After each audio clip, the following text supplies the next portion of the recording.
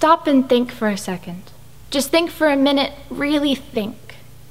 Think about the world and the humans that are in it, because there's just a funny little thing about humanity today. We all seem to think we're the exception. In some small piece of the place in our minds, we all can't help but assume that we should find ourselves different than anyone else, that the rules don't exactly apply. In an emergency, if someone is bleeding out onto the floor and people are just standing in the windows and the doors, if you were to yell, "Someone call 911," no one would. Because everyone would assume that someone else already had, and they think they're the exception. Your teacher or your parent says, "Here, take one," as they offer a bowl of sweets.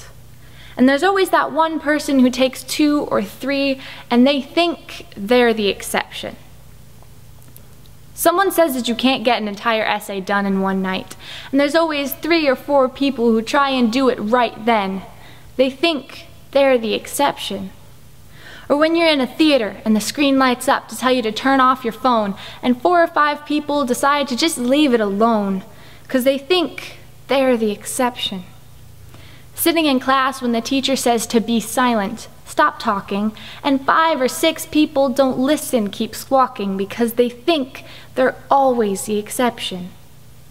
Or when you tell someone that Jesus died for our sins, that the reason we can live like we do is because of him, and they smile and they nod like that's great and all, but they think you don't mean me. I'm the exception.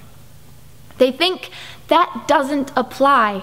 You don't know me, you couldn't. Because with what I've done and who I am, there's just no way that a flawless lamb, that Jesus himself, the great I am, would put himself through death just for me. They're talking about someone else. See, the picture of a perfect Christian in most people's minds is just that. Picture perfect. The picture of a perfect Christian is a picture-perfect person precisely placed, photoshopped, and properly cropped so that every flaw is hidden.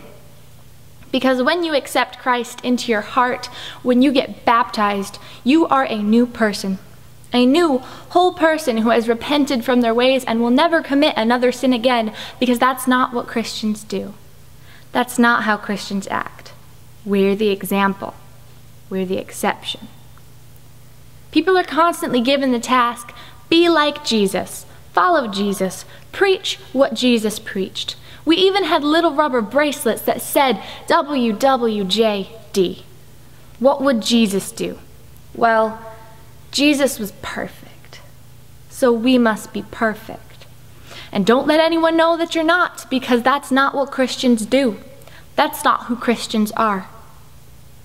We give the illusion that as soon as we step into the role of being a Christian, we are meant to be perfect. So we come to the conclusion that God will accept nothing less. That's almost the exact opposite of what we're trying to say. That's not what Jesus meant to convey. God sent Christ down so that there'd be a way for us to come to him, to be in relationship with him, so that we can be forgiven for our sins. Not once, not twice, but as many times as we ask for it, as many times as we need it. I am not perfect, and I won't believe it if you try and tell me that you are. No one in this world is completely and totally sin-free, regardless of what they say, regardless of how they lead you on. The road to heaven is bumpy, narrow, and steep. Sometimes you will trip and fall into a crumpled heap. The goal is to keep picking yourself up. Keep going after God. Keep trudging up that hill with all of the strength that you have, because when you fall and you skin your knee, or you tumble backwards, or you flee all the way back down to the bottom, when you're covered in bruises and scrapes and thorns, God isn't at the top scolding you. He isn't looking down from his heavenly throne with scorn. He's next to you. He's beside you. He is holding your hand, and he is guiding you through every step of the way. Through all the twists and the turns he'll lead, because all he ever wanted was to see you succeed.